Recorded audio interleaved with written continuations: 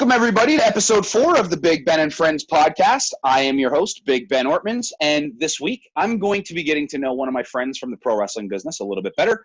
This man is a former Impact Wrestling referee and a current Game Changer Wrestling, MLW, Chikara ref, amongst a plethora of other independents that he wrestles. He is a jack of all trades in the wrestling business, as far as I'm concerned. He is a co-creator and a star of independent wrestling.tv show, The Locker Room Detectives, which is one, it's awesome. You guys got to go and check it out. He's one of the legit nicest and most giving individuals I've had the pleasure of meeting in the business. And honestly, if it wasn't for him and probably a handful of others, very, very small handful of others, I wouldn't have been able to springboard it into the opportunities that I'm into right now. So I want to welcome my friend, everybody, Kid Ref, Kris Levin. How are you doing today, sir? Ben, I'm doing wonderful. Thank you for all the kind words. I hope I can live up to them. You know what's funny is everybody has told me that I'm giving them their best intros, and all I'm doing is just like spouting off what I know and just being honest, I guess. So be proud of all the things that you've done, because that is you're doing awesome things, buddy. You know, if you're ever looking for any other work aside from doing podcasting and all the other pots that you have your fingers in, I think a hype man would suit you just fine. I could be someone's Flava Flav, and that would be the greatest day of my life. So first things first, I think I did forget to give you the memo, but I did see that you are drinking something there. I always like to make sure that we've got a drink in hand just to kind of make sure that everybody's comfortable. So what are you smashing on today? Right now, I'm drinking a watermelon flavored Red Bull. I love anything watermelon flavored. Like, that's my thing. Dude, I don't think we have watermelon flavored Red Bull down here. You guys just get everything cooler in the States than we do here in Canada. It's the summer edition ones. They only just came out in the last few weeks. Okay, Summer edition. They did a fall edition that I saw down here, and I didn't try it, but I believe it was supposed to be a pumpkin spice flavor. Did you ever try that one? No, that sounds so weird. I want to try it just because I'm curious, but no, I haven't. Yeah, because, see, here's the thing. I can't drink Red Bulls because they legit hurt my eyeballs. Like, I don't know if that makes any sense, but, like, I sweat, and it's, like, it's not, like, a normal sweat. I, like, sweat gasoline tears, it feels like, out of my eyeballs when I drink that stuff. It's horrible. My buddy Matt Grant, who funny enough was also a referee and has transitioned into wrestling in the last year and a half, 2 years or so. He is fueled off of Red Bull, so perhaps this could be a referee thing for all I know. You know, I never drank energy drinks until I started doing more television production stuff, like with Impact and places like that. And as you know, you can't get through one of those days, especially if it's a few days in a row, without something fueling you. Like, in the early days when we were doing like 5-6 days in a row, like there's no chance. You had to start drinking energy drinks, and I've become accustomed to them for sure. I think the most I ever did was a 3-day, like pay-per-view, and then 2 days worth of tapings afterwards. And by the end of that third day, that is a feeling that I wouldn't bestow upon my worst enemies as far as like exhaustion goes. Like, I couldn't imagine what a 5 or a 6 day stretch would be like, especially at that time. But holy, because those days are very, very long. One time when we were in Florida, there was a point where I was on the road 10 or 11 days in a row. I forget which. And it was like 6 or 7 for Impact, plus a travel day, plus I had indie dates, like 2 on the end of each one. So it came out to 10 or 11 days. And in the midst of it, I got a cold. When I got a cold one day. It went, like, by the next day it was gone. Then the day after it came back. So, like, It was just so brutal. 2 colds in the span of a week, and you still have to do TV tapings. I remember I was so just wiped from everything, you know, that I always set my alarm super always have a bunch of alarms. I always super paranoid about that because I want to get there on time. And it was the last day of tapings. I had 2 colds, so I was just drained.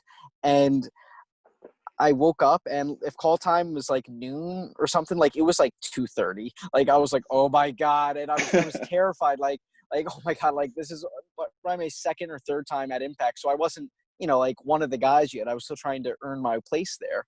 Right. And thankfully, it was the last day of taping, so everyone was real chill, real burnout, just trying to take an easy day. So I was able to sneak in, act like I was there the whole time, and no one noticed. Yeah, those urns of coffee are sought after. Those are some sought after items Yes. in production meetings for sure. So one thing I always like to start these podcasts out with is just because the point of me wanting to do this whole thing in the first place was to not only catch up with my friends, but to get to know them a little bit better. And one of the things that I personally enjoy is asking everybody if you remember how we met and why we became friends in the first place. But I mean, obviously, it's a pretty easy story to remember. Yeah, I mean, I don't remember specifically which taping it was, but I know that it was in doing the loops in Canada with Impact, and you were assigned to run the time cues, which Yeah. I don't know if people outside of wrestling or even people who are in wrestling outside of television production know how important it is, but like it's integral to just like being the glue that keeps everything together, keeps everyone on point. And like it's not just happenstance that if a wrestling show goes on till 11:05 that it ends at 11:05. It's because of the the time, the person giving the time cues, delivering to the referee, delivering to production, delivering them to the wrestlers, Yeah. and that's what you were doing. And I don't want to say it was your first time doing it for television. I don't know if you had done it before with your own promotion or not. So I had never timed out stuff before. I had always thought that I knew what running a show was all about until that first day. And that first day happened to be the Slammiversary pay-per-view that was like, you know which one I'm talking about. Yeah. Oh, that one. Jeez. So, yeah, that one.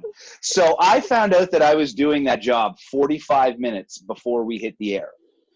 I was assigned the job and was told, hey, you're going to be timing out the shows. Is that cool? And I'm like, yeah, sure. No problem. I can't say no. If we're able to talk a bit about that Slammiversary show, there's a few things. First, I want to point out, everything in pro wrestling, it's very last minute and like a little fly by the seat of your pants, a little like that. But it always frustrated me to see, like, in a lot of places, but especially when you were running time cues, how not on the ball the other people in the office were when it came to assigning that. Because it's like people like you were there and ready, like, hey, okay, tell me what I need to do, tell me where I need to be.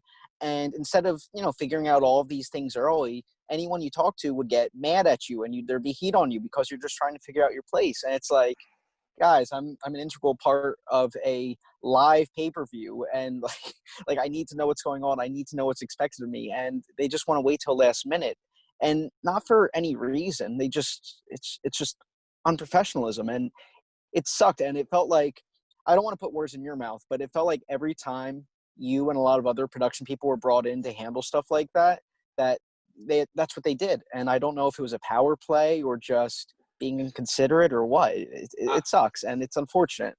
And I'll be that honest. pay-per-view, Yeah, sorry, go ahead. I'll just say that we can get into it after your take if you want, but that pay-per-view turned out to be a disaster on a time point. I don't think that story's ever really gotten out publicly. But, I don't think it has either. And that wasn't your fault. It was the office's fault for letting that happen, We got through it. Like, that was yes, it was 100% a disaster. It stresses me out thinking about it. And especially because it was my first night on the job was that night. So just to kind of give you a little bit of a preface to this, like I said, I was given the job 45 minutes before we hit the air. I was asking anybody and like everybody. I was just like, hey, what am I doing? Like, what's the gig? I remember nobody was like had time for me because, again, we're 45 minutes before the fucking pay-per-view starts, so everybody's got stuff to do. So I'm like asking just anybody, and next thing I know, somebody guides me to the seat, and they kind of sit me down, and they're just like, okay, this is your spot. And I'm like, all right. And then Josh Matthews walked past me, and then I was like, hey, Josh, I'm like, any advice? Like, this is my first night doing this, and like, this is kind of a big deal, I feel like. Do you have any advice for me? He's like, my advice for you is no advice. I was like, all right. People will do things like that just to try to mess with you all the time. It's so counterintuitive. It was very strange, but in a weird way, I kind of understood, where he's just like, I'm not going to try to teach you how to do this. Like, just figure it out. And in a weird way, I kind of understood that. But then all of a sudden, Keith Mitchell, I already kind of broke the story, but this older man walks up to me and he just starts talking down to me like I'm a father does to a son. And I don't mean disrespectfully. I mean, like, he just like, all right, young man, like, this is what we're going to do. And I got you where I'm in your ear. So if you have any problems, you just talk to me. This is the little button that you push, and this is the button you're going to talk to the refs and blah, blah, blah, blah, blah. And he's just like, and this is kind of the gist of it. And he's just like, and you're going to be just fine because I'm going to be in your ear and we're going to get through this together. Okay. And I'm like, who are you? And he's just like, I'm Keith Mitchell. And I just, then as soon as he said that, it took me a second to register, but then I was just like, Keith Mitchell. Wait a sec. The Keith Mitchell that Tony Schiavone would always throw to in the truck when they're just like, blah, blah, blah, blah, blah. Let's throw to Keith Mitchell and in the truck. And then that Keith Mitchell. And then he just laughs. He's like, it's all bullshit, young man. You're going to be just fine. And I'm just like, I'm going to be just fine. I'm going to be just fine. And you know what? At a place where not everyone was the nicest or the most professional or the most respectful, Keith was always incredible to work with. I believe he's had a production at AEW now, which I'm so happy for him. He deserves it. Definitely a good catch for Impact to have him for those few years that I was there. He was a joy to work under. As far as I understand, he was the last day one employee that they had until AEW scooped him up. Again, from what I understand, I could be wrong about that, because I believe the only other guy was Abyss before he went to the WWE. And maybe Bob Ryder. Yes, Bob is there, I believe. Yes, okay, so you are right. He's still there. But shout out to Bob. I love him. I've never actually got the chance to deal with Bob, but that's only just because I've only ever worked for Impact, like in Toronto and maybe in Windsor stuff. But that night, as soon as Keith calmed me down, like there was yourself, Harry D, and Brandon Toll, and the three of you guys, along with Jeff Kavanaugh. I felt like the five of us just kind of got through that night together, and we were just kind of all like, all right, well, whatever else is going on, like, we have to rely on one another. So, like, whatever's going on, like, we better get along, like, we better figure this out, and like, we better get on the same page. And I just remember you, and it's no disrespect to Brandon, but like, Brandon just had zero time for me, because he didn't know me, and he's a high-strung individual. Yes. So the only one that was like that I knew was Harry, but he's not really there all the time. So I remember, took it upon yourself to like really help me figure it out. Like, you were just like, if you even saw me take a deep breath, I just remember like you were behind me and like you were there and you were just like, yo, don't worry. Like, this, and this. And I feel like you, me, and Keith, like, between the two of you, and again, it's no disrespect to the other guys because I love them, but I felt like it was kind of like you and Keith, where I was like, okay, this is my little web, and this is my circle of trust that I need to get through this night. And then there was one match that went. If I knew we were going to talk about this, I'm pointing at it. I got a little drawer right there where I've got all my timesheets with all of my notes that I've kept to this day. I could tell you which match went over time. I could tell you how much time it went over, the whole shebang. But I just remember having to deal with a very, very angry Austin Aries, and he was not thrilled with the other match that maybe went over their time by, like, I think 11 minutes or something. Well, when it comes to just me offering help, that's something I always try to do, because I know what it's like to be the new person there, whether it's Impact or anywhere else. And throughout my career, I always felt a lot of people, before they knew me or before I proved myself, were very quick to dismiss me, whether it was because I was a referee, because I'm a smaller guy, because I have such a baby face and I look so young. I think people were very ready to think, oh, it's just some kid who doesn't know what he's doing. And I felt that I've really had to fight to prove myself.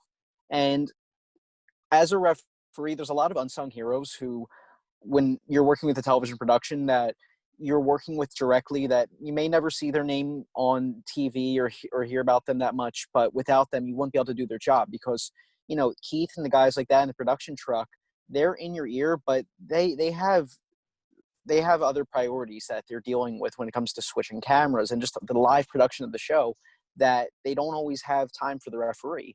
Whereas people like you, the people who are running the time, or Ingrid, who's the floor director, who's ringside, those are the two people who are your right hand people, and they're if they're a safety net. If something goes wrong, they're the ones who are there for you, and vice versa. You need to be there for them. It's a very, not only is it just being a good person kind of thing of helping each other out, but it's like, that's how you get through the show. I watch out for people who are going to watch out for me, you know? And of course, ideally everyone watches out for one another. Mm-hmm. But there are some people who are more closely working together. Like, for example, not many people are thinking about the timekeeper. And I don't mean your position, I mean the person ringing the bell, but me as the referee, I interact with them directly. So Yeah. a quality timekeeper makes a difference. And I don't want to tattle on what match it was per se, but I do know that there was a certain match on that pay-per-view that wasn't long before the main event that had a pull apart security angle afterward, and they and that went just the Shakespeare of it all, you know. It was an awesome moment, but that went several minutes over. I don't know if that was the only match. It probably wasn't, but I know that was the one that everyone was talking about. It actually was. Okay. We were, if I remember correctly, again, I could go through my notes. Like, it's funny because I've watched that whole that Twitter beef go back and forth a while ago, and I actually went and looked at my notes while this was all going on, and it was funny to kind of see like who was actually right and who was like kind of wrong on that whole thing. Again, that's for everybody else to judge and decide. That's not for this podcast, at least anyway.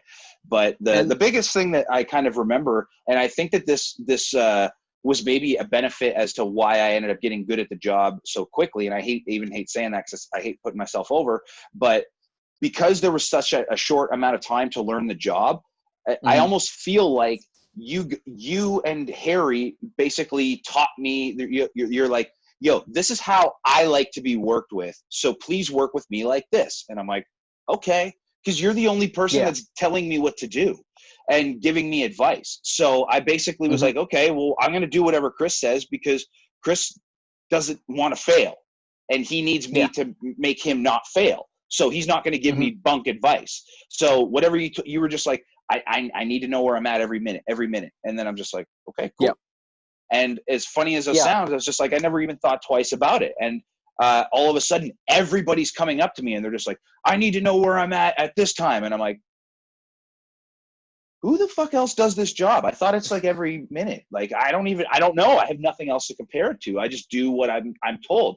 And then it dawned on, it took me a while to look back at the retrospect, but it was funny because I wasn't like, as far as the timing goes, it was you who basically do this, tell me at this time. And then I just never wanted to get out of it because it worked. And Keith loved it because Keith was just like, oh, yo, this kid's telling me where I'm at every fucking minute.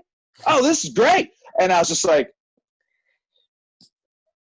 thanks for the awesome starting advice, boys.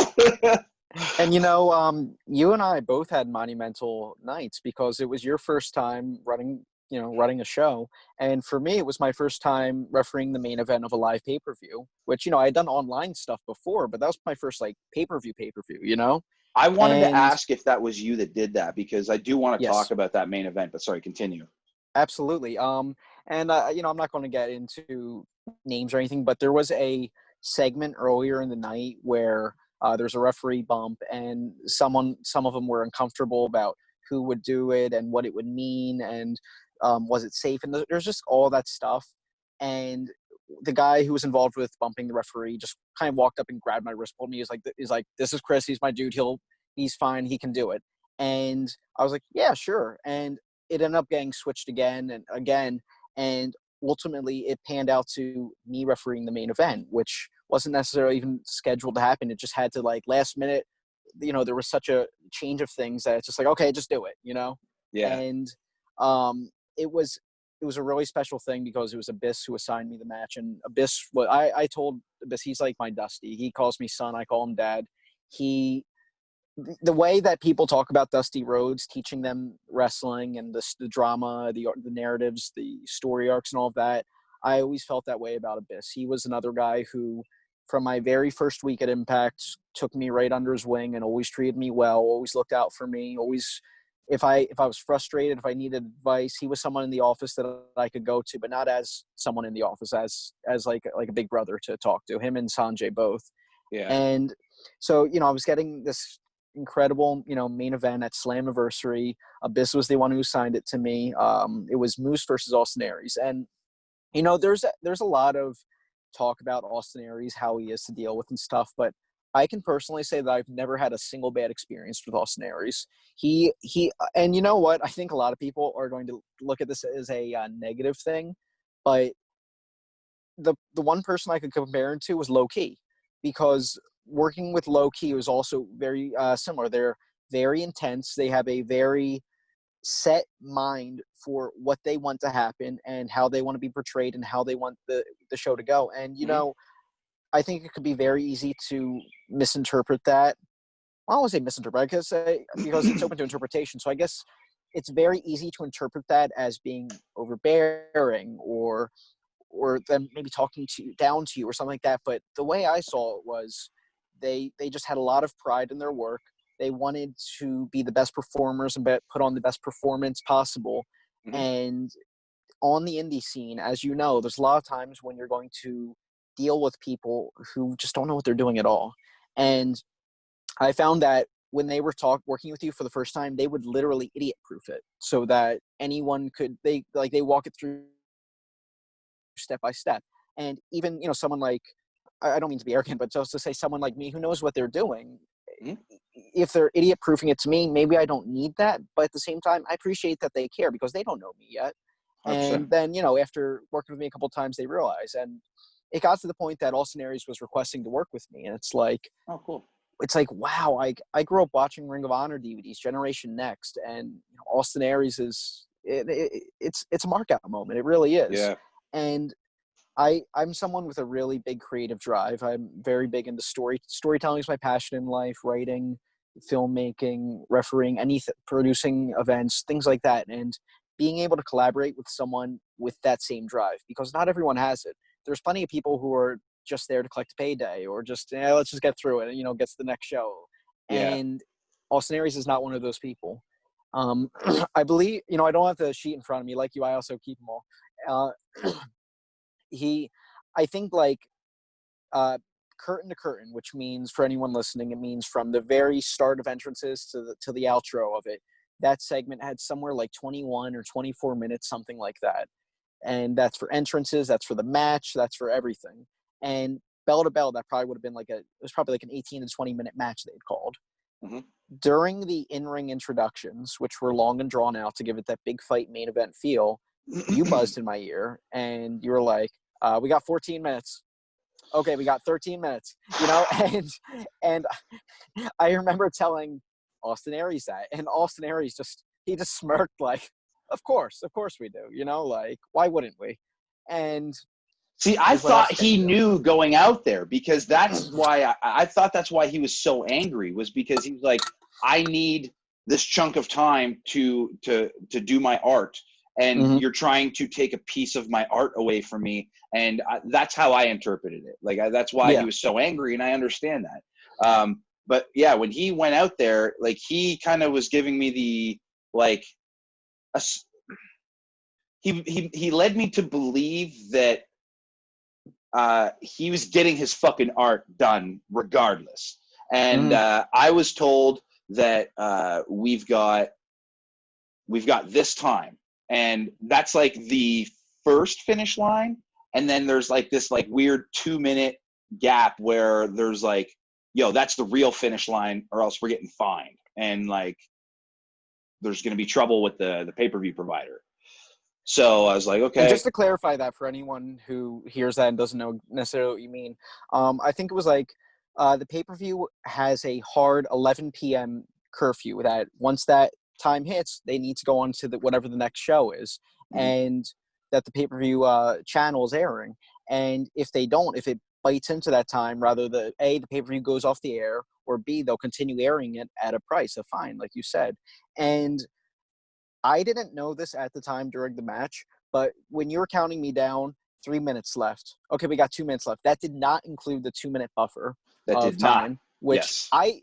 I assumed that there was a buffer just by just by being around the business and knowing it, but I didn't know for certain, and I didn't know how long it was. Mhm. So I can't even begin to tell you how stressful it is when we're in a spot where Aries and Moose are on the ramp, and there's a bump off of the ramp, and they take out a group of people who planted there to catch the dive, and like it was probably some of your students who were catching them. Probably. And they then you come in my ear. We are going off the air in 45 seconds, and it's like, and I'm like doing a count like 2. Yeah, 3, you got and it's such a hopeless helpless and hopeless feeling. And I'm not sure if anyone, I'm sure a lot of people know Amasis from Chikara, Deshaun Pratt. He had taken the ride up with me, and he was one of the people who caught that and helped catch that dive into the crowd. And I remember, I don't know if it's on camera or not, but he was like on the ground sound, and I'm just like, his real name's Darrell. So I go, Darrell, and like he's like selling, but like he sees him calling him, so I'm like, tell them they have to get in the ring in 30 seconds or the pay-per-view is going off air. And, he crawls and he's like, has to tell Austin Aries, the champion, like, get your ass in the ring. And it's like, not something he wants to do, but it's like, laps. Yeah. And I remember they get back in the ring, and I'm sure Aries was maybe more well-versed into what the cushion of time was than I was, because, he's the champion's main event. He has to know that. Mm-hmm. And I probably should have known too, but whatever. And so here's not the thing. on you. That's not on you. No, it wasn't on me, but like I just remember being told by the person above me who was behind me and breathing down my fucking neck. Yes, he does. Yes. We need to get off air this time. And then I'm like, okay. And then he's just That's a great impersonation of him, by the way. Wow. Sorry, I hope I didn't give that away. But then all of a sudden it was just like, okay. And he's just like, you've got, and then as it's not happening, I'm kind of like looking back, and he's just like, you've got a 2-minute buffer. You need to get them the fuck out of there now. And then I think I was just like, Kris, we got 2 minutes or we're fucked. We are fucked. And then, sorry, go ahead. No, it's just you and I are kind of like, there's all this pressure on us to do something, but it's like, we can't really we can only inform these people. We ultimately have no say in whether it happens or not. You know what I mean? Yeah. And I don't know the exact second. I feel like it ultimately, they hit the 3 count, raised the hand, and it was over, like right on the dot. It reminded me of the ECW pay-per-view, the legend of that first one, where like they went off the air, 3, 2, 1, generator blew up. That the generator might as well have blown up, because I just remember like as soon as I heard Keith go like, we're off the air, like I'm looking at the countdown numbers, and it was had to have been 15 seconds or less. Like it was a moment where I remember genuinely standing up, and I had to stop myself from flipping that entire fucking table and just shouting, oh my fucking God, we did it. Because I remember when Austin and you came back, it was the first and only time I ever had like a real moment with Aries where I just looked at him like, holy shit, dude. And he's just like, we fucking did it, and I fucking told you I would. And then I'm just like, hey, we did it. You told me you would. Yeah, awesome. And if you look at the runtime for the match, I think the Aries match maybe went like 11 minutes or something, and they originally had planned for double that. And yeah, and that's why probably the most important aspect, the most important personality trait that someone in the wrestling business, especially an auxiliary role such as you or I, should have, is an ability to stay cool under pressure. And I don't want to discourage anyone, because that's like all traits. That's something you can work on and improve at, any skill. Yeah. And like, it's like when you think about it, anyone could freak out and just not get the job done. But the reality of the situation is people are counting on you, and you have the rest of your life to freak out. There have been so many times where things have happened at a show in the ring that I wanted to lose my goddamn mind at. And it's like, you know what? I can spend the rest of the night losing my goddamn mind. I got to be a professional and just get through it now. You know what I mean? And 100%. That was one of those nights for sure. Well, I will certainly say that I guess looking back at it with the perspective, it's probably best that nobody did give me any advice, or I didn't have like a set idea of how to try to go about that, because I think now looking back at it, learning on the fly, maybe not the safest and smartest idea from a business perspective, but for me, that became my like standard. Okay, this is how it's done, right? And I literally don't know any other way. So, and you know what? Yeah, there's no way that any responsible company would wait till the day of the 45 minutes before pay-per-view to have someone doing it their first time be placed in that position, let alone having someone their first day doing it at all. Like, they should be, brought up on house shows, then on TV, like brought in and taught how to do it, because there's so much that could go wrong. Not because it's you, but just because anyone who's in that, there shouldn't be a first day referee going on pay-per-view. You know what I mean? Like, right.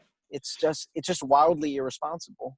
In this weird way, though, like I kind of felt like I formed this really cool bond with the crew that night, though, just because, again, like it shouldn't have been there, shouldn't have done it, but everybody just seemed to really enjoy the direction that was happening, I suppose.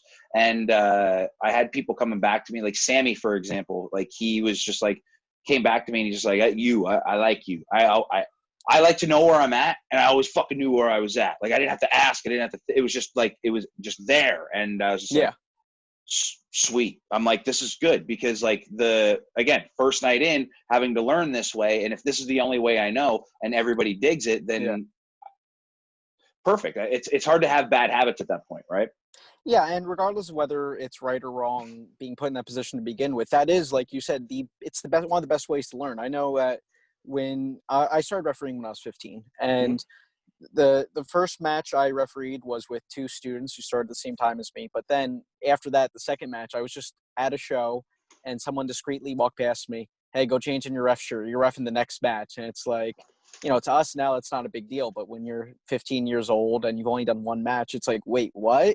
So I sorry to cut you off there, but that was actually going to be one of my next questions was, like, what got you into becoming a referee? Like, did you start trying to, like, did you start as a wrestler, or was this something that you always wanted to do? Like, was that the initial goal? Well, that there's an old saying in the business that you get into it because you have to. You just love it so much, you just feel compelled to. Mm-hmm. And that would very much be the case for me. I was a shy kid, didn't have a ton of friends, and I was just one of those people who defined their identity by their fandom. And for me, I was the pro wrestling guy. I love professional wrestling. And I was 15, and I found out that there was a wrestling company running 20 minutes from me. And I was at that point in my life where it's like, anything independent feels more authentic and feels better than the mainstream. Mm-hmm. So I was obsessed with the indies. And to know that I had my own local indie company, and I'm a reader. I watch a lot of documentaries, a lot of shoot interviews. I knew everyone has their this random circumstance that allows them to. It's serendipity that they can get into the business. And for me, it's like, oh, this is it.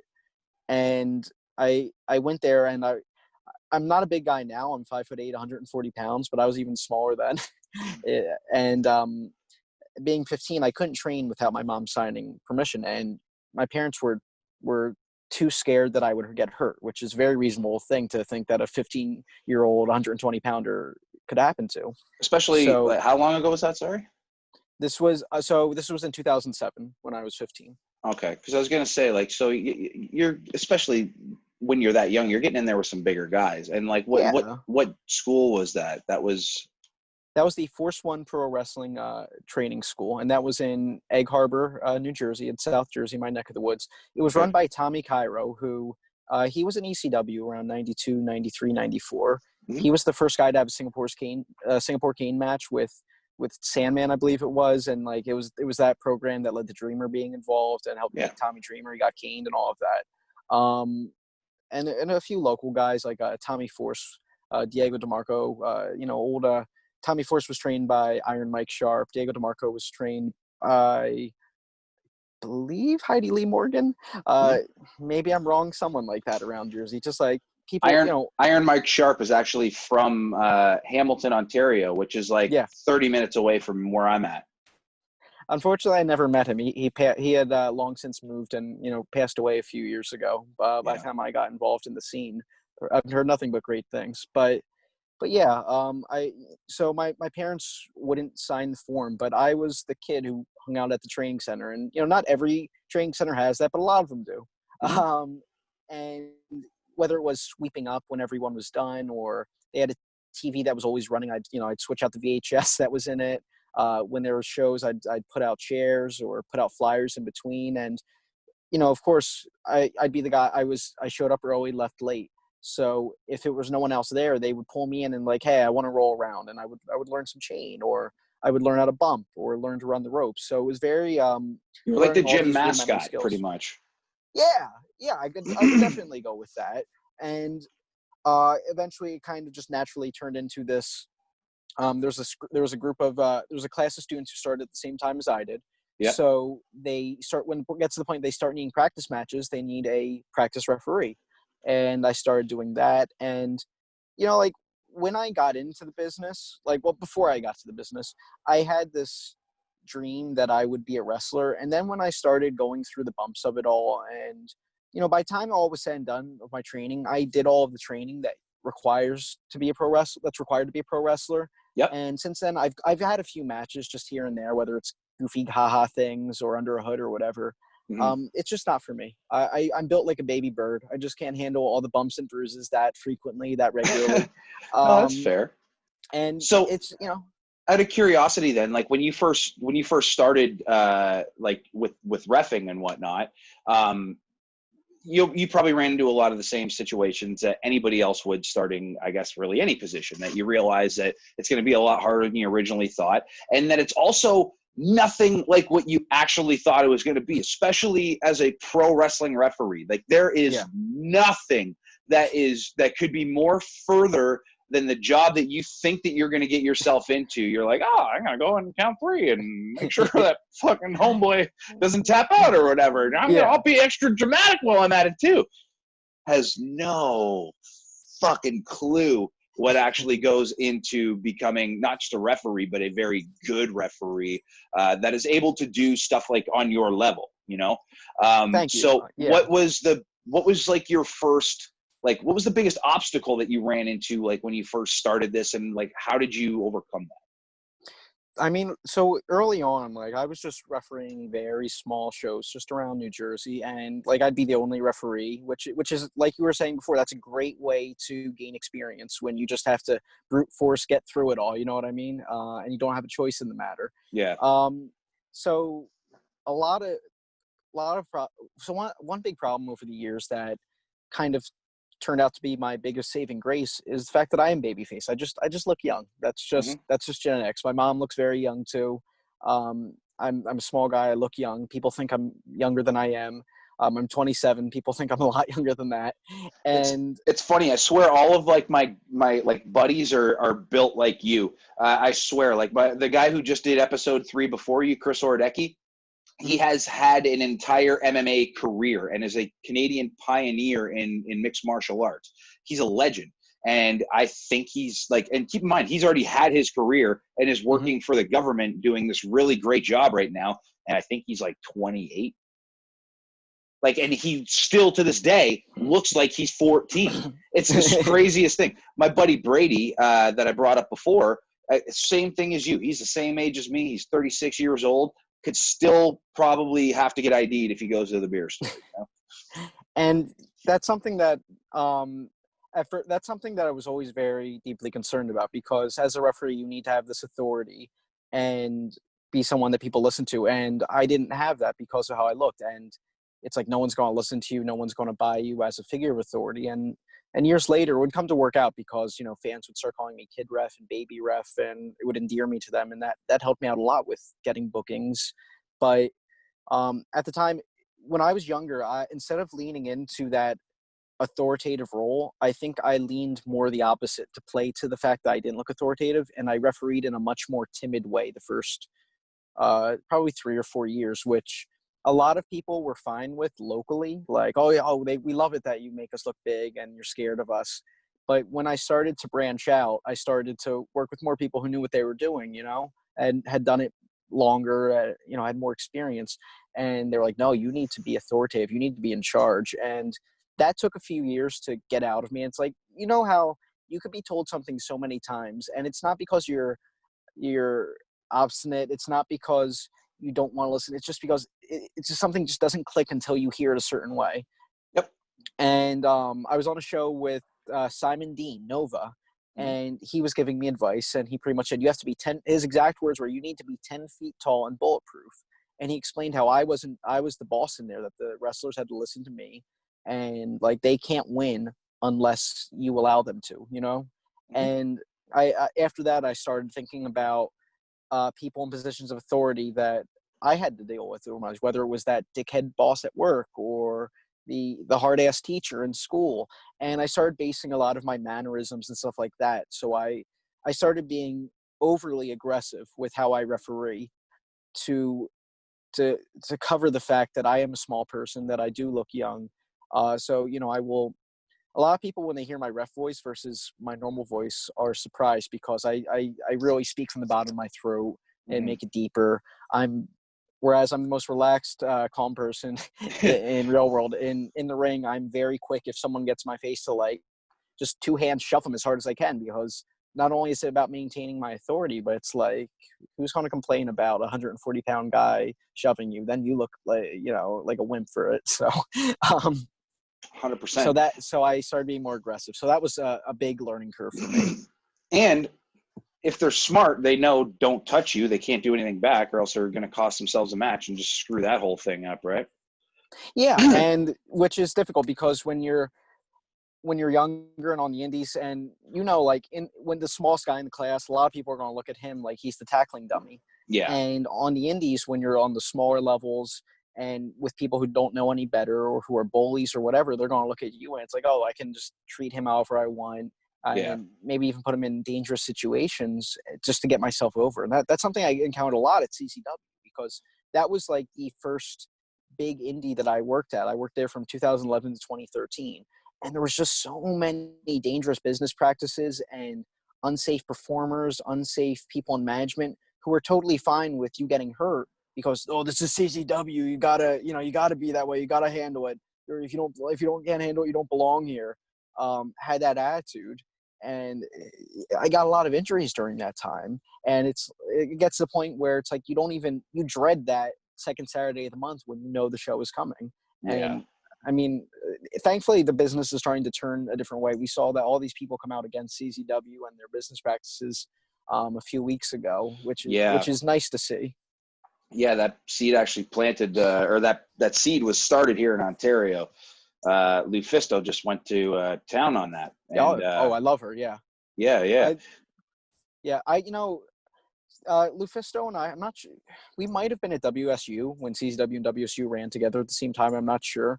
But just working with her on the indies, I did a tour with her in Mexico. She is such a wonderful person, such a wonderful performer. She really didn't get her fair shot in the business in terms of her attitude and her abilities. She's solid gold, person and performer so far as I'm concerned. I haven't had many dealings with her, so I don't really have enough to form a good enough opinion. Just because I don't want to be that guy that's going to come across as like angry or bitter just because, I only met her a few times and it wasn't what you thought or hoped that it was. All I know is that I've met her. I've only dealt with her a few times and it wasn't really enough to form an opinion, but obviously she's done some really great things. And she definitely is one of those girls who probably, maybe should have had a shot, but at the same time too, you never know. Like life's got a really strange way of kind of working itself out in a weird way. And I don't know if that makes any sense, but who knows? Maybe the big stage wasn't for her, like maybe her path in life was to be this like indie darling, because she's created and opened a lot of doors for a lot of people, and like we all have these weird roles in wrestling. Like I realized mine, like, probably around that time when I started doing stuff with Impact was, okay, so my role isn't going to be in the ring moving forward. Like, it's just, that's not how I'm viewed from like this Mm-hmm. company, and this company is a big deal.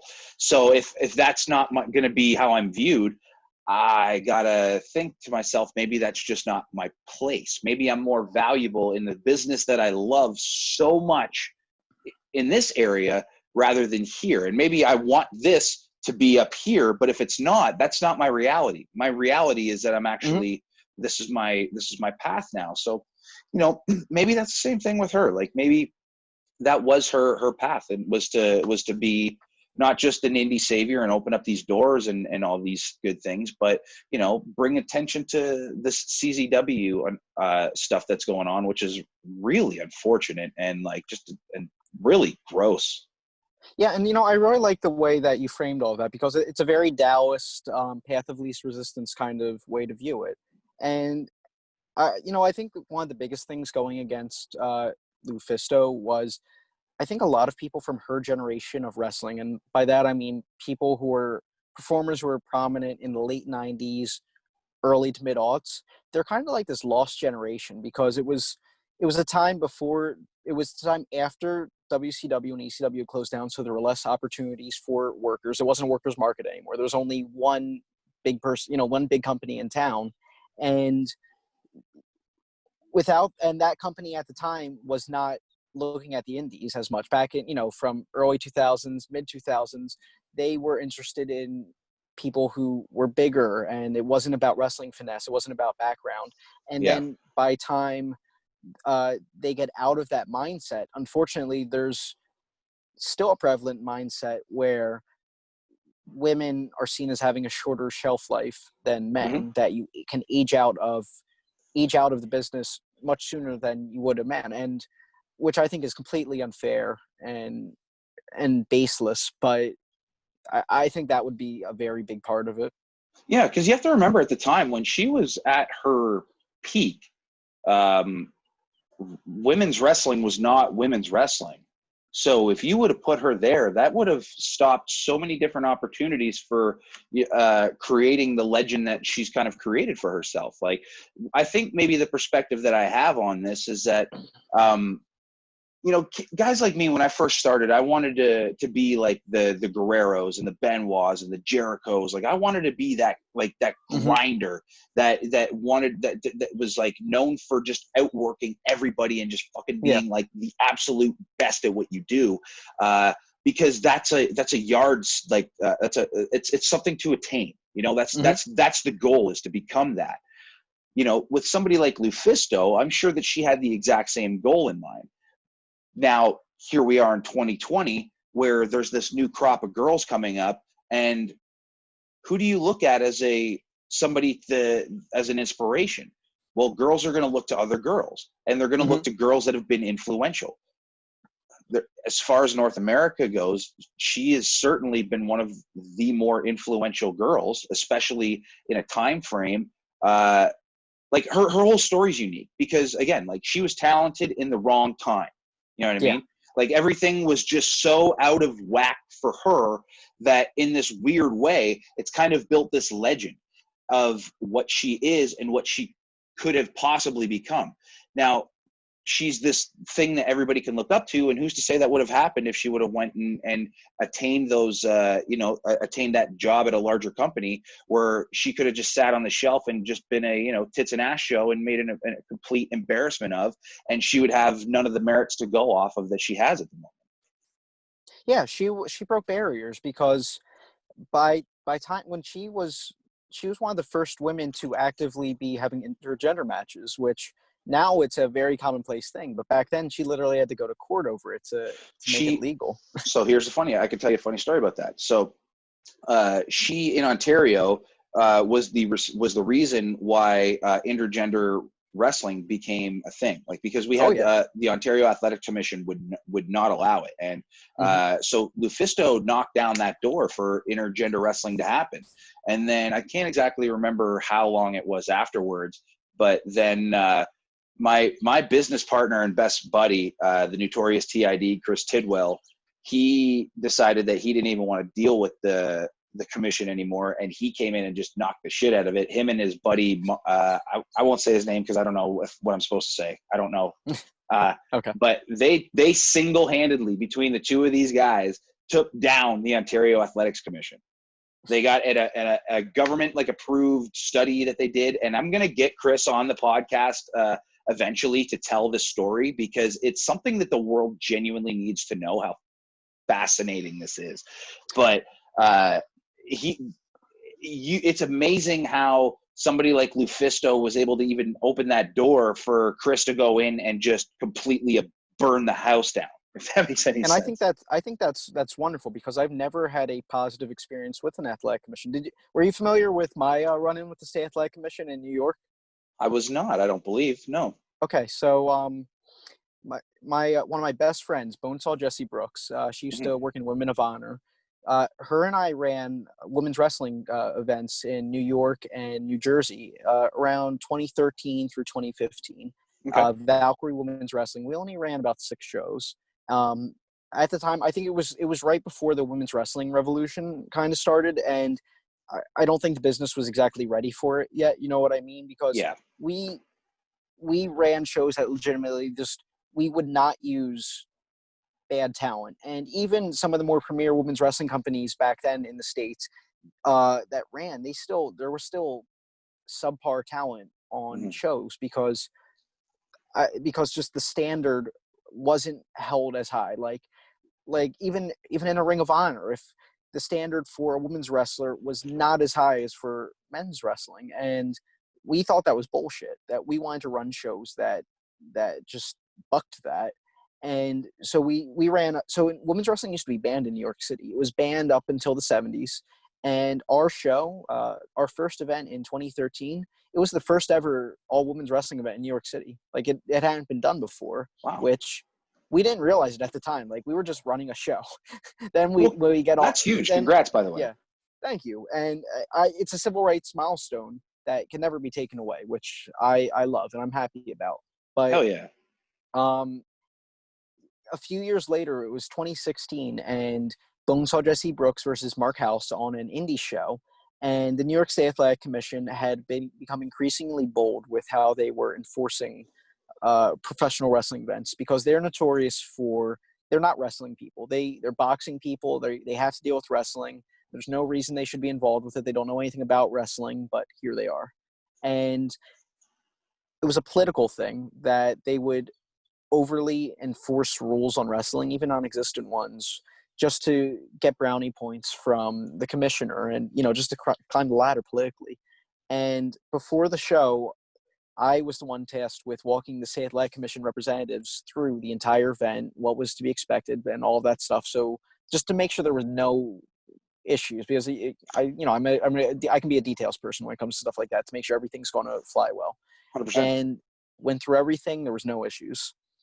Then later in the night, the show's happening, and Bonesaw Jessie Brooks versus Mark House, they do their entrances, ring the bell. They're in the first minute of chain, and all of a sudden the bell rings, and I stopped, and I'm really confused. Everyone's confused in the match. If you watch footage of it, which it's on YouTube, Jess is still like chaining, like she didn't even realize. Right. And the dude from the State Athletic Commission had the match stopped, and he said, intergender wrestling is not allowed here. This match can't go on.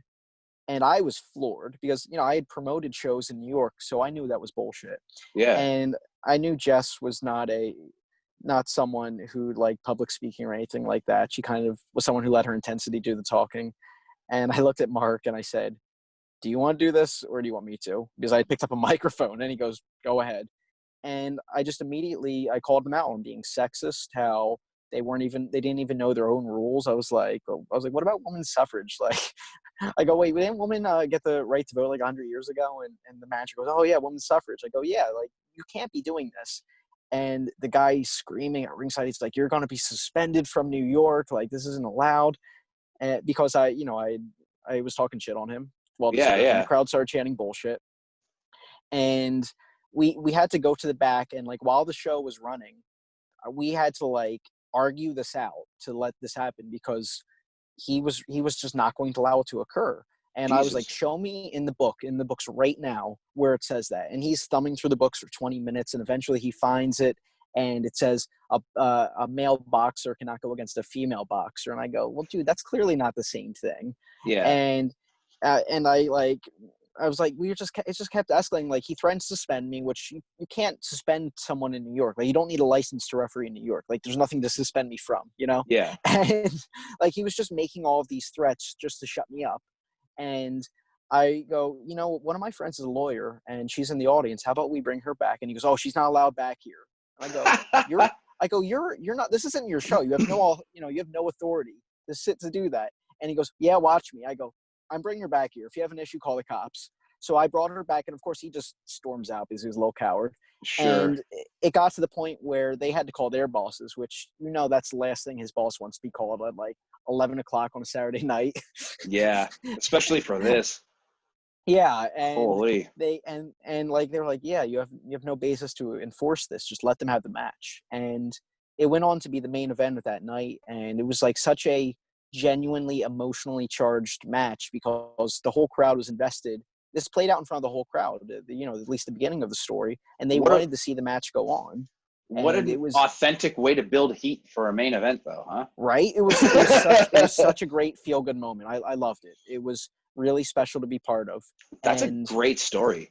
Yeah, and you know what? Unfortunately, the New York State Athletic Commission eventually they sent like enough newspapers contacted them about the story that they apologized and said that their people had to be trained better. But those same people are still at shows, still poorly enforcing things, still causing trouble for no reason. And it's like, you know, like they tried to enforce a non-existent rule, and there shouldn't be that in pro wrestling. There shouldn't be people from outside the wrestling business trying to overrule it. Like in Maryland, you can have intergender wrestling only if you contact the State Athletic Commission ahead of time and get permission, because they need to come and evaluate the woman and make sure that she knows what she's doing, that she can hold up, you know, against her own. And it's such patriarchal bullshit, because it's like the person doing this inspection isn't a pro wrestler. They've had no wrestling experience. So it's like, let me ask this fan to, you know, for all intents and purposes. And when I say fan, I mean someone who's just isn't formally trained in how we do things. Yeah. To make a judgment call that's based in the mechanics of it. It's absurd. Mm-hmm. That's ridiculous. I could go. Yeah, I could go off on this topic. Yeah. Well, the MMA community runs into that a lot too, where like there's literally just a dude or a lady in a suit, and all of a sudden you get to throw your weight around because you got that little badge on your whatever. And you know, it's just disgusting. The idea of some type of oversight, I don't think is the worst thing in the world, because I'm sure a lot of negative things could be prevented if there was some type of oversight commission. But it needs to be people who know what they're talking about and know what they're doing, because as it stands right now, it's no benefit to anyone. No, it needs to be self-governed, because you can't put somebody in charge of this who doesn't understand this, just because this business is so unique unto itself, and having to deal with the individuals involved is an entirely different skill set than what you would need as far as like dealing with a regular athlete. You know what I mean? Because it's not the same thing. So one thing I want to do here, Kris, is like we're going to have to do a part 2 on this, just because there's a lot of questions that I want to get to. But in all fairness, I promised you that I was going to try to wrap this up by a certain time. So what I'm going to do is I'm going to go into some rapid fire questions here. So what I want you to do is I want you just to get your quick thinking hat on. There's no right or wrong answer to these. It's just, you know how it is. I'm going to ask you a question. Just give me the first thing that pops into your head. Okay. Absolutely. So what's your favorite match you've ever been a part of? I'm going to give you a couple. Austin Aries versus Moose from that Slammiversary that we talked about, because that's my first pay-per-view main event. A little prior to that, I had refereed Loki versus Rey Mysterio, which was a super special first time match. My fandom was probably at its highest in the early 2000s. So, of course, Rey Mysterio, he's one of my guys. Yeah. And growing up in the Northeast, idolizing the indies, low key, of course, he's a big deal to me. So their first time match at Jersey All Pro, a company I grew up watching. And the third match would be Tessa Blanchard versus Sami Callihan from Slammiversary, the following one, year after the one that I did with you. To be a part of the first ever intergender wrestling match to main event a pay-per-view was so incredibly special, especially with Sammy, because Sammy Callahan, I'm not sure how many people know this, he's one of my mentors. He's one of the people who got me out of New Jersey and working in other states. Like, I don't know if I'd be in the wrestling business if it wasn't for Sammy, his guidance. Me and Madman Fulton, you should check that episode out. It was a lot of fun. Me and him actually were talking about Sammy and just how he's that kind of guy that he'll do things for you, and if you try to say thank you, he'll literally tell you to go fuck yourself if he even tells you anything whatsoever. Yep. So, yep. I love him, by the way. He's great. He's a good dude. One of my favorite human beings and probably one of my better friends at the moment. Like, him and I talk on a very, very regular basis. He's someone I miss being on the road with, yeah. I can imagine. I miss that guy a lot just because of the border issue right now. But, yeah, he's one of those guys that, like, as soon as the border's open, I will happily drive down to Ohio just to hang out with him and his lady for a weekend. You know what I mean? Yeah. Who's your favorite? Oh, sorry. Who is on TV who is not on TV right now who should be on TV right now? Dasher Hatfield. He is the Chikara Grand Champion. Mm-hmm. And if anyone here has IWTV, which is kind of like the WWE network for the indies. My show, Locker Room Detectives, is on it, which is like a sketch variety show of just wrestlers having fun. So it's Crossbody Pro Wrestling? There we go. Anyone, I would recommend to anyone they check out his last few matches at defending the Chikara Grand Championship. They're so incredible. The emotion he brings to it, the storytelling, the pace of the match. I can honestly say I've never been in the ring with a better wrestler than Dasher Hatfield. I've been in rings with people who are at that level, but no one better. He's incredible. I got to do a match with him once. It was like an 8-man tag, and him and I were on the same team. It was for Alpha One, and it was just a hilarious shit show. And what we ended up doing, how we started the match was he was my center, and I was the quarterback. We played a game of football in the ring, and it was a lot of fun. Who's your favorite band? Pink Floyd. Ooh, who's your favorite sports team? I'm not a sports guy, but I do smile a little bit more when I hear the Eagles are doing well, since South Jersey, Philly. Gross. I was about to say who's your favorite opponent thus far. I didn't consider that one for the referee, but we'll just skip that one. What's the biggest goal that you've set for yourself that you've accomplished? This might sound like a easy out, but I don't really set goals. It's like there are things in my career that I know that I want to do, and I kind of just trust the process and know that if it's meant to be, I'll get there. And that's the same in and out of wrestling. Like, to use a non-wrestling example, I grew up idolizing Ripley's Believe It or Not. I love the weird. I love that anthro-historical, exploration of other cultures and of our own past. And growing up right outside Atlantic City, that we have an auditorium that I would visit all the time, and I was just obsessed with it.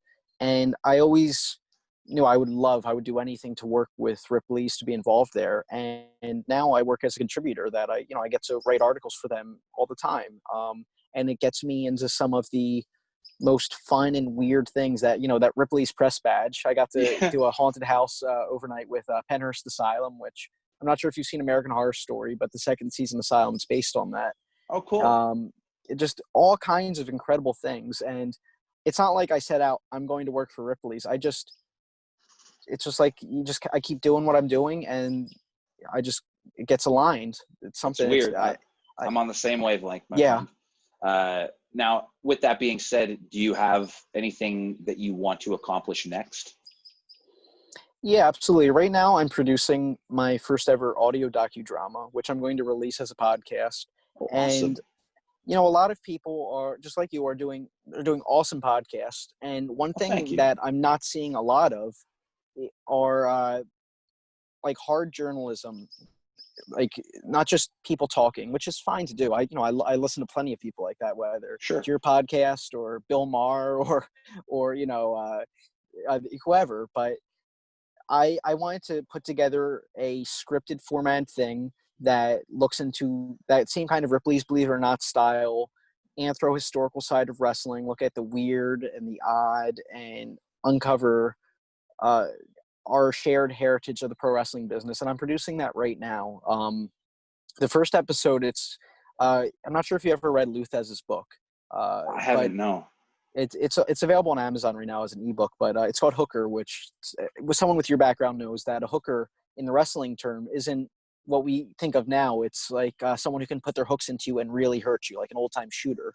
Mhm. And it's called Hooker. And there's this incredible story in there about his mentor, George Tragos, in the 30s. And he was asked to take a fall to a guy who Tragos felt that he didn't deserve to get a win over him.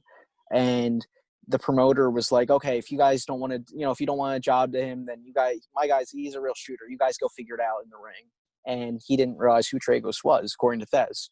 And they go out there, and Tragos put him in a double wrist lock, according to Thez, and tore his shoulder out. And in the book, the story goes that he got a blood infection, and it spread, and he needed to get his entire arm amputated, the guy.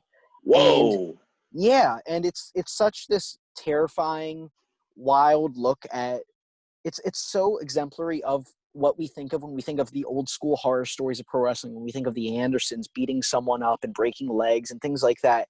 And the story had never really been authenticated. We never really had ID'd who it was and what actually happened. And I just was looking at it one day. I was like, you know what? This is a really interesting thing. I wonder where the truth is, where the work is. And I set out to determine that. And I have. And I'm producing. Really? Yes. I've been able to Amazing. ID everyone involved. I've been able to figure out what's true, what's not. And I don't want to give it away, but No, please don't. I'm producing the first episode right now. I'm working on the script. I was able to get interviews with Gerald Briscoe, Dr. Tom Pritchard, and Mike Quackenbush, who are three of the best talent scouts, wrestlers, trainers that you could ever imagine from three unique eras, to get their take on what ties the whole episode together, which is the idea of gatekeeping, of where the line is. Because I think you're going to get a very wide range of answers when you ask, is gatekeeping acceptable in wrestling? Is it okay to rough someone up? Is it okay to make them do blow-up drills? Is it okay to try to make them quit? And I think most people today could agree that there is a line that's too far, but other than that, I think you're going to get a very wide spectrum of what's okay and what's not. And some of the answers surprised me, like Gerald Briscoe. Talking with him, I was shocked. Now, first of all, he's such an agreeable, lovely person who just loves talking about pro wrestling and his time. He acknowledged that he was involved with stretching guys out, because of course he was. He started in the 60s. Hell But the thing that shocked me the most was that he said he regretted doing it, that pro wrestling doesn't need that anymore, that we have gone so far into the entertainment path that you don't need that. You don't need to be able to really fight or to really master a blow-up drill or anything. It's about entertainment. And not only was that surprising to me, I thought that was so cool that someone who had done so much could be big enough to say, I made a mistake and things have changed now. It's a different industry. Because you don't get that a lot. Not You get a lot of often. people resistant to change. Especially from that era. Yeah. It shocked me, and in a good way. I was really happy to hear that he had grown as a person. And you know what?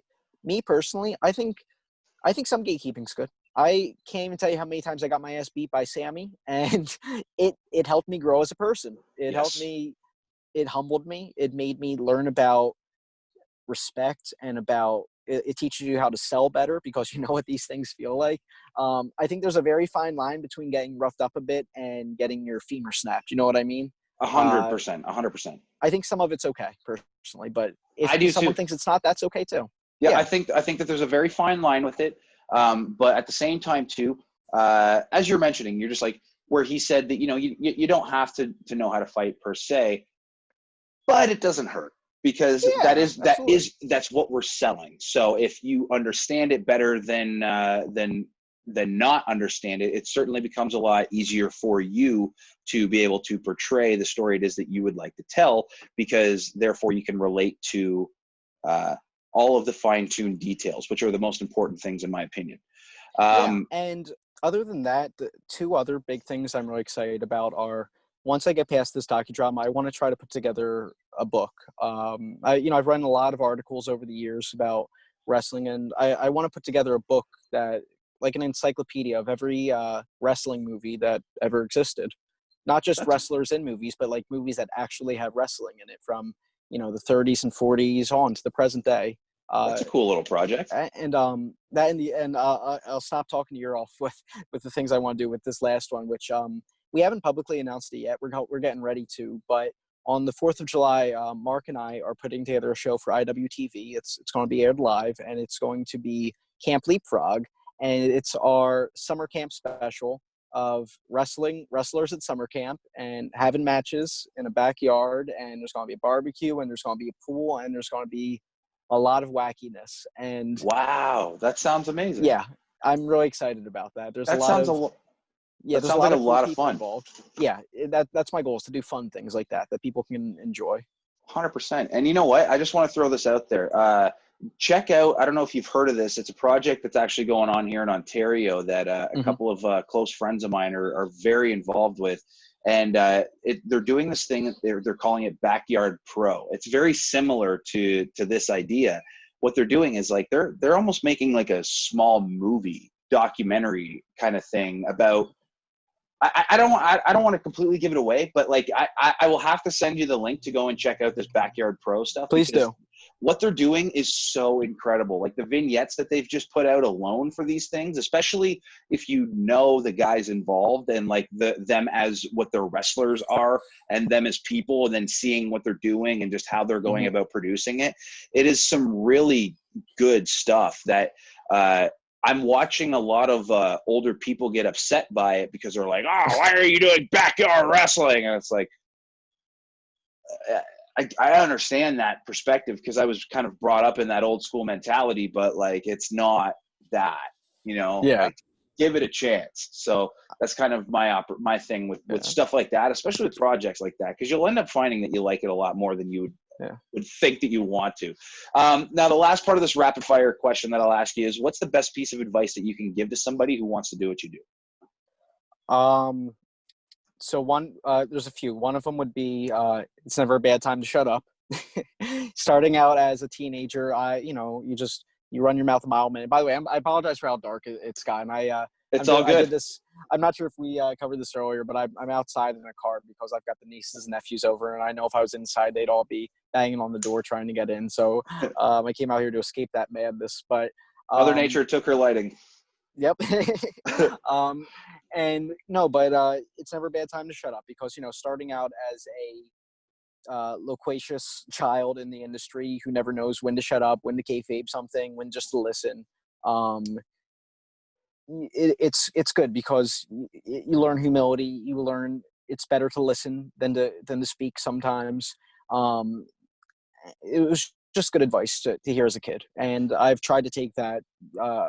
I know I've heard that a few ways. Jason Ayers told me that verbatim. I was just about to tell you this is how I know you're a Jason Ayers guy, because that's something that that's a quote that I've heard a lot of times, but it's something that I associate with him because I see and hear him say it often. Sammy's way of telling me that once was, I remember he told me something once when we met up for a road trip, because he and I used to go on road trips all the time. Yeah. And he told me something, and when we picked up the next guy, I related what Sammy told me, and I knew Sammy would be fine with him hearing it because it was one of his close friends. And Sammy explained to me, like, it wasn't my place to tell this person that, I was like 18 years old. I didn't know any better. And he's like that. And the way he told me was, he grabbed my arm with two hands. And he goes, Kris, if you ever tell anyone anything that I tell you, like in confidence, I'm going to break your arm in half. In only the way that Sammy Callahan can. And Sammy's rough, he's wild, but that's his way of teaching, because he didn't have to do that. He could have just been like, okay, and write me off and never trust me again. Instead, he made it a teachable moment. Sammy was the guy who taught me how to pump gas in my car, because I'm from Jersey and it's not legal to do here. Like, really? It's we have gas station attendants. So like, I never traveled outside of the state on my own. So like, he taught me how to do that on road trips. Like, wow, I didn't even know that. Yeah. That's crazy. And find a reputable place to go. Don't go to something that's maybe the closest or maybe the easiest or the cheapest. Make sure, because if it's not that expensive and it's not that far, it's still a waste of time and money if you're not being trained by credible people. And that doesn't necessarily mean they have to be famous or on TV, but just make sure you do your research, talk to people, find out who you can trust in the business, and make sure there's a lot of great schools out there, but there's also a lot of fly-by-night places that don't know what they're doing, that aren't safe. So I would just say, do your homework and make sure this is what you want to do. It's not an easy thing. No. Pro wrestling is one of the unique things that you can look at as a career, You can look at it as a hobby. Either way is fine. But regardless of which one you look at as, you need to treat it with the seriousness of a career, because other people's safety and financial security is on the line when you step in there, whether it's safety of your opponent or the financial security of the promoter. So it doesn't matter how far you personally want to go. Like, I hated hearing all the time, like, oh, this needs to be your life. It doesn't need to be your life. But when you step into the ring, it does need to be treated with that same sense of seriousness. Like, even if it's something you only want to do one weekend a month, that's fine. But it needs to be treated with that same seriousness, that as if this is what you want to do for the rest of your life. Because if not, it could seriously affect someone's well-being or financial security. I agree with that 100%. Now, to finish off the show here, Kris, I always like to ask my guests here, I say always, and I'm in episode fucking 4. Since, you've been a great guest, and the funny thing is I've actually cut out a lot of questions because I was trying to get you out of here on time, and we're still, we went over, but hopefully you're not too upset. But I do want to ask you if there's anything that you have, any questions that you have for me, or if there's anything about me that you would like to know. There's so much, because every time we've ever spoken, a lot of it was just industry talk about what we were doing that night or how we were going to get through it. How long have you been working? Because I don't know that. I know you've been doing it a while. Yeah. So it's weird. My first day of training, it's weird. I actually started training when I was 12 years old. Wow. I went for like 2 weeks to this group called the Hart Brothers School of Wrestling. And then all of a sudden, like, to kind of long story short it, I had to go and hang out with my dad for 2 weeks because my parents were divorced. And that was my time with my dad for the summer. So I went and hung out with my dad. I got back. My mom had tried to discuss business with the guy, and she saw the work, I guess you could say. So fast forward to us 16, and then in my mind, I was just like, oh God, everybody's trying to like work me. So I'm trying to, I was that kid who looked for a good deal, So I found a gym. It was about an hour away from me that I had to get in a train back and forth. And then once I got to the train, one of the coaches picked me up and then would drive me another 20 minutes to the gym. And then I'd have to do that drive 20 minutes, hour train, and then like a 30-minute walk back from the train station home. It was a big, long process, but I wanted to do it because to me, it was pro wrestling. I did that for a while. I had my first day of training was September 11th, 2001. Oof. Reason why I remember that is because obviously of what happened, but the guy who the coach was also working in the media at the time. And when he picked me up, he's like, blah, blah, blah, blah, blah, blah. And I'm just like, I don't know if we're going to be alive tomorrow, but if we're not, I'm going to have the most fun I've ever had in my fucking life because I'm in a wrestling ring tonight. So fast forward, I ended up running into guys like Eric Young on the indies down the road. And a few other people who were just kind of nice enough to pull me aside and say, hey, like, every time that we see you, you're in the ring, we see the effort, we see that you want to do this, we see the potential, but you need to get retrained and you need to go and relearn how to do this and do this correctly. So, I felt I kind of did get retrained because I ended up getting a chance to go to do the Northern Hell Tour with Tony Condello, which I've heard about those. Yeah, and the reason why I got sold, because it was literal last minute. I got a call from this guy his name is Vance Nevada, and he called me up and he's just like, hey, can you get to Winnipeg? And I'm like, when? He's like, immediately. Tells me why. I look up a plane ticket and I'm like, I can get there by the morning. And he calls me back. He's like, hey, they'll wait for you. Get that fucking ticket and go. And I'm like, okay. And I didn't have any money. Like, I had to get my friend to like buy the ticket for me. But I got my ass on a plane and I went. And then I found out that this guy named Chi Cruz was on the tour, and he was like the guy in Canadian wrestling for me. And like the opportunity to know that I could potentially wrestle him one time is what got me on that airplane to go. So I got down there. He basically, I didn't get to wrestle him right away. I got to, they had me wrestle this younger guy on tour who was just starting out. And I remember being so pissed about it. And, and then all of a sudden, as I'm explaining like why I'm pissed off to like this other guy, he's just like, do you know who this guy is? And I'm like, no clue. And he's just like, who's like the top guy in your area? I'm like, Eric Young. He's like, well, this is the Eric Young of Winnipeg. This is Kenny Omega. And I was like, I'm like, oh, okay, never heard of him. So next thing I know, him, because he was young, and like him and I had to wrestle each other twice every single night on tour. Like we'd wrestle in a singles match to start the show. I'd beat him in singles matches. He has never beat me in a singles match. So fuck you, Kenny Omega. And then you got a title shot. Then you've earned it. Right? Cody's offering him up. Hook him up, dude. So then we would do a tag match in the main event where it was him and a midget with boxing gloves against me and the other heel that we caused this kerfluffle with in the bed. Yeah. And in the end, I would go to give the midget the F5. He would never take it the right way. And then Kenny Omega would just beat the shit out of me, blah, blah, blah, 1, 2, 3. But then I got to wrestle Chi Cruz. And I remember when I went up to him, I just remember like that first night because they wanted to do the same show every night of the tour. But then something happened. We were like doing back-to-back nights, so they had to finally switch something up. And I was just like, please give me Chi Cruz. So he's just like, okay, fine. You were wrestling Chi Cruz in the main event, and I want 45 minutes. I don't know how to do 45 minutes. He's like, well, you better fucking figure it out. You wanted it, you got it. I'm like, oh, fuck, I did ask for it. So then I'm like trying to like get my ball of nerves together, and I finally go up to Chi Cruz, and I'm like, hey, Cheech, we're in the main. 45 minutes. What do you want to do, boss?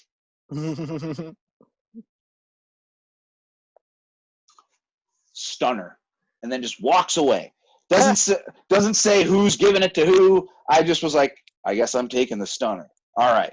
So I guess I'm about to go learn how to do pro wrestling real quick. And that was what he did. He, for 45 minutes, taught me how to wrestle and taught me like literally like when I say he retaught me pro wrestling in 45 minutes, he did. Like it was an unbelievable mind-opening experience for me. I got to do it again with them, I believe 1 or 2 more times throughout the course of that tour, where it was like after that night, I was just like, can we do that same thing again? Like, can we do an hour and just not like just stunner? Cool, whatever. Like, fuck, if you want to switch it up, leg drop, fuck, I'll take the leg drop at 60. Don't give a fuck. Like, you tell me what the fuck to do, Dusty, whatever, I'll take it. And that's what we did. And I came back a completely different guy, and then just was able to go off and do a bunch more other things. But then in like 2009, I want to say, I was getting burnt out because like I was putting everything I had into what I was doing, and I wasn't moving ahead because that was it was a time where you had to be really political, and you had to have like friends here and this, or else you were, like you didn't have, like if you were good, it didn't matter. And I've never been a political guy. I've never been that guy that's going to kiss somebody's ass just to kind of get me to the next level. So I never progressed. And then I ended up just running into people that were just garbage human beings to me. And then I was just like, I got to get away from this just because like, this isn't what I fell in love with. So that's when I actually stepped aside and took like 5 years off and got into the world of like kickboxing and mixed martial arts and met up with some amazing guys. And then kind of fast forward after that, I just got the itch to get back into it. That itch for some reason led me into somebody basically helping me open a gym, which was crossbody. And then once you have a gym, you're kind of balls deep into it. And then I tried really hard for a long time to kind of be the coach, be the trainer, be a wrestler, do this. But then once I started putting shows on, I was spreading myself so thin that once that night at Slammiversary with Impact happened, that's when I kind of decided like I need to focus on this. But at the same time too, sorry, I was just going to say, we had spoken about that trial by fire being such a great learning tool. Another big takeaway from your story I got was how they called you and just you got to be there the next day. And that's the best and worst thing about the professional wrestling industry, that you could have nothing going on and all of a sudden you get a text, you get a call. Hey, can you be here tomorrow? Hey, can you be here in a week? And literally your entire life could change. I know that's how it was for me with Impact. They hit me up 2 weeks before in the fall of 2017. Like, hey, can you be in Ottawa in 2 weeks?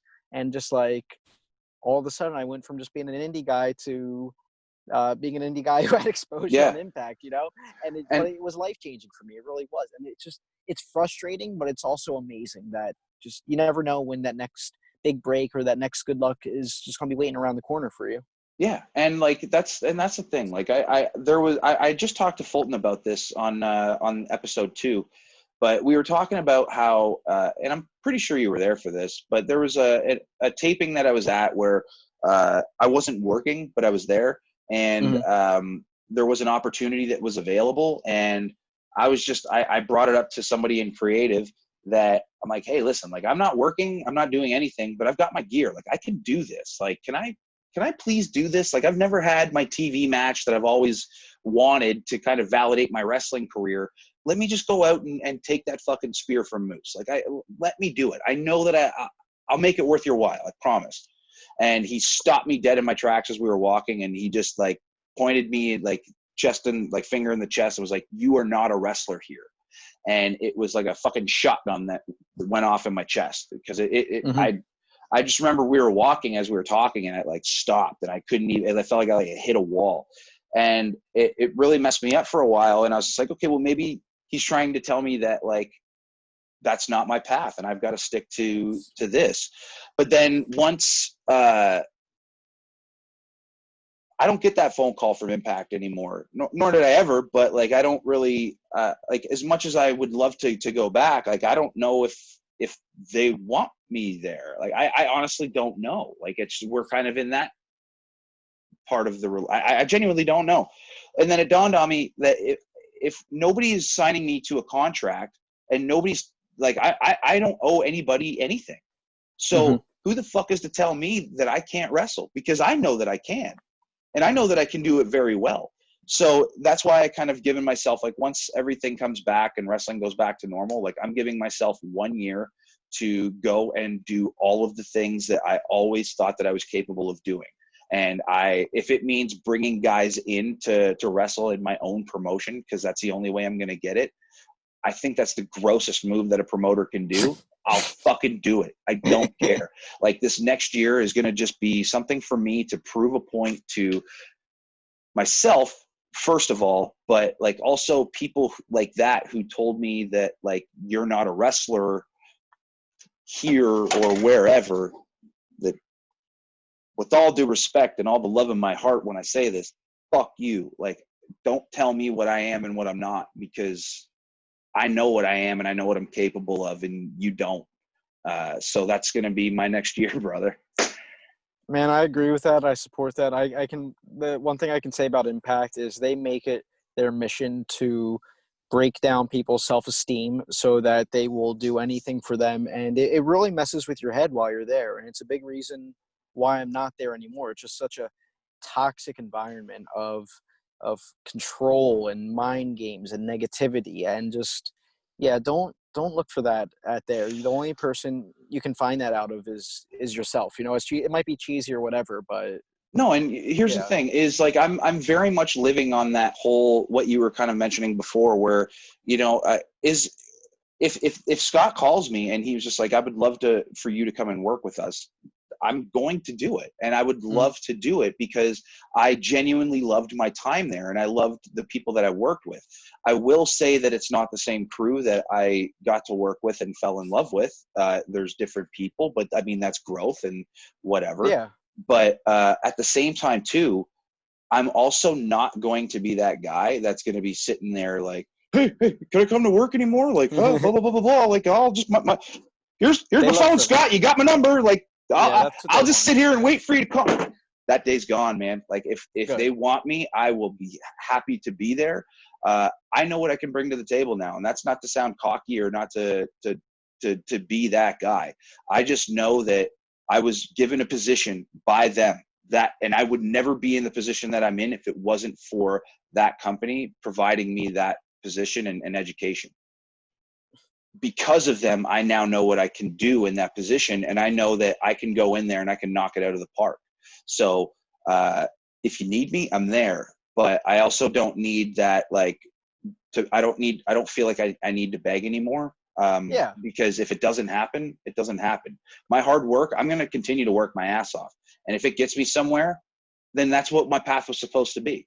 But if it doesn't, then if you don't think that I'm happy, and I know that this is like a crime to say in pro wrestling, but if you don't think that I'm happy being in my own little bubble in Kitchener, Ontario, where I get to genuinely help the next generation of wrestlers that are in my area, not just my students, but the people that I get to help on my shows and my showcase shows, and that next crop of guys that wrestle on my bigger shows that are going to be the next crop of guys that are on the bigger shows, then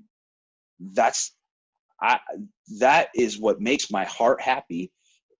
It's what makes me feel good, and I don't have to take the bumps either.